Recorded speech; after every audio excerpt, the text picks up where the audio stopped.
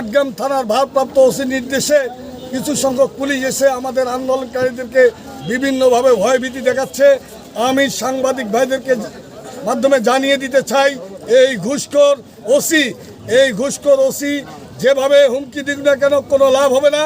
কারণ ইতিমধ্যে এই পাটগ্রাম থানার ভারপ্রাপ্ত কর্মকর্তা উনি ইতিমধ্যে পাটগ্রামের মাদক ব্যবসায়ীদের কাছ থেকে টাকা নিয়ে বিভিন্ন অপকর্ম শুরু করেছেন। যারা মেশিন চালায় তাদের মেশিনের কাছ থেকে টাকাও নেয়, আবার মেশিন ভেঙেও দেয়। এই রকম ঘুষখোর ওসির পাটগ্রামে কোনো প্রয়োজন নাই। আমরা এই ঘুষখোর ওসিকে আমরা অবিলম্বে প্রত্যাহার দাবি জানাচ্ছি।